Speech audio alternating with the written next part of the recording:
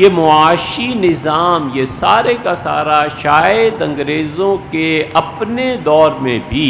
اور اب تک جو سول سروسز میں ان کے 2 بھائی آئے تھے ان جیسا چوتھا اب پیدا نہیں، شاید انگلینڈ میں بھی پیدا نہ ہوا۔ جان اسٹریچی اور رچرڈ اسٹریچی، یہ 2 بھائی تھے۔ اس ملک میں معیشت کے لیے کام کرنا ہے، اس ملک میں سول سروسز میں کام کرنا ہے، تو ضروری ہے کہ ان 2 بھائیوں کو پڑھا جائے کہ انہوں نے کیا کیا۔ جان اسٹریچی اور رچرڈ اسٹریچی، یہاں پتہ ہی نہیں کسی کو کہ کتنے عظیم لوگ تھے۔ لوگ آتے ہیں مسجدوں میں یہی سننے کہ نماز کے مسائل اور روزے کے مسائل، ہم بالکل اس سے الگ بات کرتے ہیں کہ خود یہ تعلیم میں شامل ہے کہ ہم کس طرح آزاد بن سکتے ہیں، ہم کس طرح اپنی معیشت کو درست رکھ سکتے ہیں۔ جان اسٹریچی اور رچرڈ اسٹریچی وہ دونوں اتنے عظیم تھے کہ ریمونڈ نے، وہ فرینچ تھا، اس نے ان کی تعریف میں پوری کتاب لکھی ہے۔ اور 2 بھائی یہ تھے، اور تیسرا جو انہیں ملا، خود اسٹریچی نے لکھا ہے کہ میرا تیسرا بھائی سر سید احمد خان مجھے ملا، پورے ہندوستان میں کوئی نظام تعلیم بدلنے کو تیار نہیں تھا، یہ واحد آدمی ہے جس نے نظام تعلیم بدلا۔ ان دونوں بھائیوں نے حد کر دی تھی کہ ہندوستان کو ترقی دینی ہے، وہ کہتے تھے یہاں سے جانا ہی نہیں۔ نہروں کے نظام بنائے، اسٹریچی برادران نے 1-1 انچ کو ناپا، 1-1 چیز کو تولا، باقاعدہ حکومت میں رجسٹرڈ اور اندراج کرایا، زمین کس کی کتنی ہے، پٹواریوں کا نظام رائج کیا، اگرچہ وہ نظام پہلے سے بھی چلا آتا تھا لیکن پھانسی کی سزا دیتے تھے لوگوں کو۔ اور انہوں نے نہری نظام بنایا، ایک نہری نظام انگریزوں نے بنایا۔ ہم نے انڈیا آفس لائبریری میں اسے پڑھا اور ہم دیکھ کے حیران ہوئے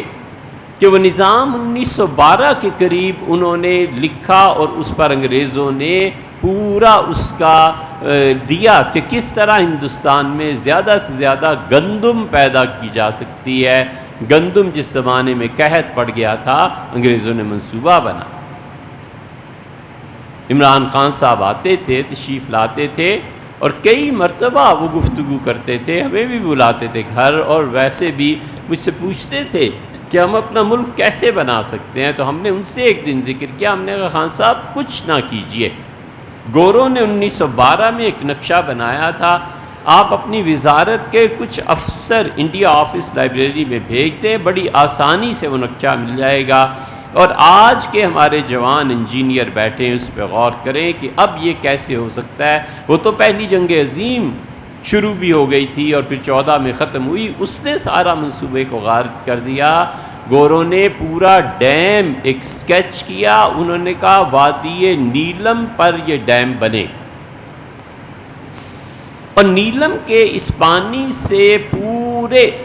اس علاقے کو سیراب کیا جائے گا جو علاقہ بارشوں پر منحصر۔ انہوں نے شروع کیا اسے جیلم سے، پھر تلا گنگ، پھر چکوال، اور پھر ہوتے ہوتے وہ میاں والی پہنچے، اور میاں والی سے بھی آگے نکل گئے۔ یہ سارے علاقے جہاں اب بھی چنے پیدا ہوتے ہیں، جہاں اب بھی بارشوں کا انتظار ہوتا ہے، آج سے 1 صدی پہلے گوروں نے یہ منصوبہ بنایا تھا۔ ہم نے کہا خان صاحب اس کو کریں، کسی کو بھیج دیں جب اللہ آپ کو حکومت دے، اور اس ملک میں اتنا اضافہ ہو جائے گا، لوگ بھول جائیں گے لیاقت علی خان اور مسٹر جناح کو، آپ کا اتنا بڑا کارنامہ ہے یہ کریں۔ اور جب تعلیم پہ بات ہوئی تو ہم نے بتایا کہ پاکستان میں تعلیم کا نظام کیا ہونا چاہیے۔ خدا نہ کرے کہ ایک لفظ بھی جھوٹ لکھ کے اچھل پڑے اور کہنے لگے اس ملک میں، ہم نے کہا جی اسی ملک میں صرف ضرورت یہ ہے کہ یہاں پر سیاست سے ہٹ کے ان قوتوں کو اپنے ساتھ رکھا جائے جو قوتیں در حقیقت اس ملک کی مالک ہیں۔ عثمانیوں کا نظام تعلیم، ہماری خلافت کا آخری نظام تعلیم کوئی معمولی چیز نہیں تھی، گورے آتے تھے استفادہ کرنے، اور اسی لیے مسلمانوں نے بر وقت قدم اٹھایا، اور انہوں نے سارا میڈیکل، ساری انجینئرنگ، سب کچھ انہوں نے اردو میں ڈھال دیا۔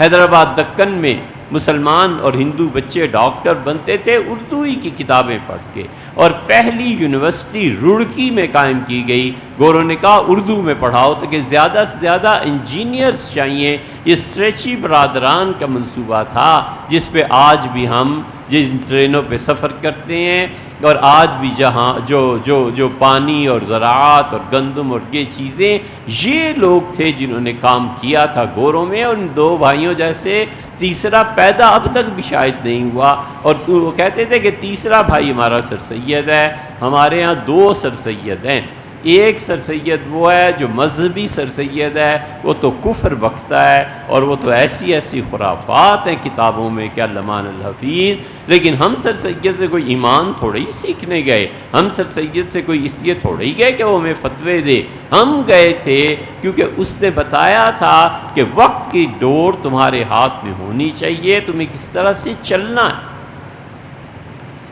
اور اپنی شخصیت کو کیسے بنانا ہے، دنیا میں فخر کے ساتھ کیسے جینا ہے۔